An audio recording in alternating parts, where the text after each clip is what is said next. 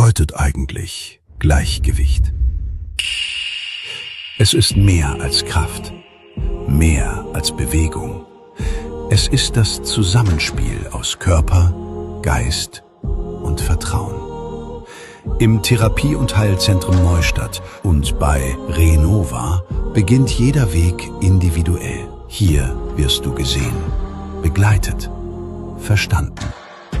Therapie, die dort ansetzt, wo du sie brauchst. Training, das dich stärkt. Schritt für Schritt.